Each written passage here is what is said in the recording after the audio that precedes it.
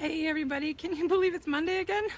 Where did the week go and where did the weekend go? That's my time to play, and gosh, I don't feel like I got any playtime. Anyway, here we are Monday again. I'm going to talk about a little magic today of forgiveness, and this is a beautiful little story that just came about. Well, the end of it is recent, just in the last couple of weeks, but it's been an ongoing thing. Started in my childhood, and then about 2009, so about 8 years ago, when I started working on it internally. And so I want to share with you the story so you can see the beauty of working in the spirit realms, working from desire, and how your own heart's desires and prayers and guides assist in building that bridge to forgiveness and recreating relationships. So I'm just going to flip my screen here and see. Hi, Walter. Wow, beautiful to see you from way up north. Wonderful, lovely to see you. So, boy, and I have to share, it's hot out today. We are in Nevada, in Reno, Nevada, and we got some thunderclouds building, and I decided to do this outside in my garden today. But it is hot. So anyway, my experience, there's a gal in my childhood who a lot of people didn't treat real well. She was in our small circle of friends. So from, elementary school, I started at that school around 2nd grade. And so I think all the way from 2nd grade through the end of high school, we were in similar circles. We only lived a block apart, and I'll just call her Amy for today. And so Amy and I just, we weren't really good friends. We didn't see eye to eye on a lot of stuff. Had different interests, although we were on the same swim team, and always had a lot of different activities. And for some reason, some people, they just rub you wrong, or you just can't, you're not ready as a child to see your mirrors in that person. And so I had an opportunity when about 8 years ago in 2009, I was doing some real deep spiritual work, and a 40-day ceremony. Even though I love Mother, Father, God, and I'm deeply committed to God as part of my path, I had an opportunity for this ceremony with Ma'at, who is an Egyptian deity, and working through actually 40 days repeating a prayer and a ritual of really looking at different aspects of all the different Egyptian deities involved in this ceremony. And the beautiful part of the process, in fact, I'm considering doing that as a share with everyone over 40 days so that we can examine each one daily, because it was the best reflection tool. It was a mirror, it was a magic mirror, and it was the best reflection tool if you go deep into it to really see myself when I got honest about it. And there were different ones, I have not committed adultery, I have not stolen, I have not lied, I have not cheated, lots of the sin lists. But during that time, going deep into it every day, I started examining the relationships and how I had treated people in my life, and going all the way back to my childhood. And this friend Amy just kept popping up as a core piece of work I needed to do internally. And so I allowed myself to get real brutal and honest, and realized that I really needed her forgiveness, that I didn't treat her well, that even though I was never necessarily brutally outrageously mean, I did exclude her from birthday parties, or I did avoid her, or just not include. I was not inclusive with her at all, and I was really standoffish most of the time, and probably said some not very nice comments that I honestly don't remember at this point. I just know as a whole I didn't treat her well. So about 9 years ago in this ceremony, I started reflecting on that and just putting it out as, wow, I need to do some work there and eventually get her forgiveness. And then about 5-6 months ago, this winter, it came up again, because I was doing some more work on forgiveness, and just started putting out in my prayers. And hello, Craig, nice to see you, glad for joining, thanks for joining.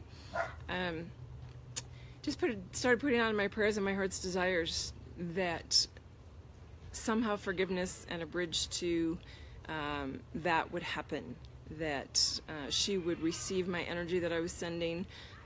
Didn't necessarily know how to reach her, and wasn't ready to go searching for that, but felt like at least putting energy into it from my side of the equation, from my side of the bridge, was a start and where I needed to start. And so I just sent those prayers out to God and to the universe and just said, you know, I hope that she feels love coming from me now, that she knows that I don't harbor her any malice, that it was my own faults, my own weaknesses that created the whole situation between us as children.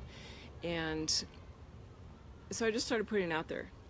Beautiful thing, 3 or 4 weeks ago, I got a, and I don't know how she found me, but I'm really glad that she did. She searched me up on Facebook and sent me a private message asking me how what feelings come up when I remember her from school. And what a poignant question.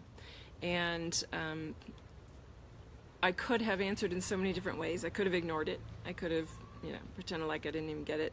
I could have said, oh, I don't have any response about it, which apparently is what she got from some other people that she contacted. And I just knew in my heart, I was like, this is my chance. This is my opportunity that God is finally bringing me to connect with her in person and just say, you know, there's a lot of regret in my heart about how I treated you or how you were treated by me and others, and that I hope she could forgive me for that. And the beautiful and powerful part of it was that when she responded back, she was really grateful that I was just so honest, that I actually acknowledged that she hadn't been treated well, that I owned up to my part of it. And she said, of course, you know, if you can be that honest with me, of course I can forgive you. You know, we're adults now, and I think it's so beautiful that she's opened her heart and has obviously gone through a lot of growth too. And so we've had a few messages back and forth and a few beautiful comments about her journey now. And so I'm just so grateful that bridge has been built, that I can see the qualities in her that I admire, that it was my own weaknesses and faults way back when. So I'm sharing that story just to encourage everyone.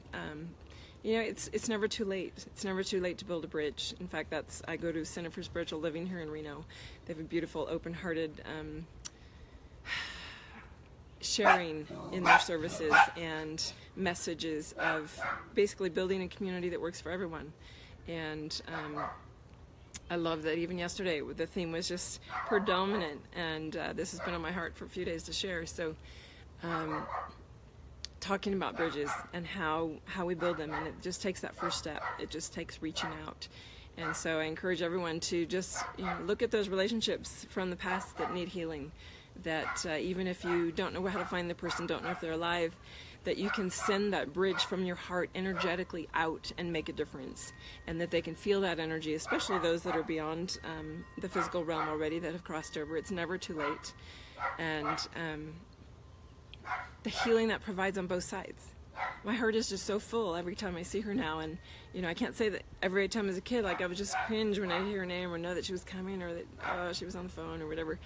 And now I'm like, wow, hey, there she is. That's so cool, and I love what she's doing and some of the things that she's shared with me through Facebook. So that's just my little share for today. Thanks for listening. Exciting stuff here on the home front. I am going to be posting today about the Transformation Springboard program that is for some real serious change in your life. It's a 12-week one-on-one session bi-weekly to really hit some springboard forward, to catalyze some change and shift, get you out of those blocks, get you moving forward into your dreams, into your freedom. So private message me or put in the comments below if you would like more information about that, and we'll get a phone conversation going so that we can see if it's a good fit for you. And gosh, I see a couple of people there on the call, Joseph, Walter. I would really appreciate if you guys would just let me know where you're in from. I've been trying to figure out how to see the comments on my phone. I don't know if there's a setting, but if you could type something in so I might be able to see it, I really appreciate it. And then I'll just, hey, fantastic. Joseph, thank you. That is the first time I've been able to see, and I appreciate that like. Thumbs up and loves. Like, share, and the loves.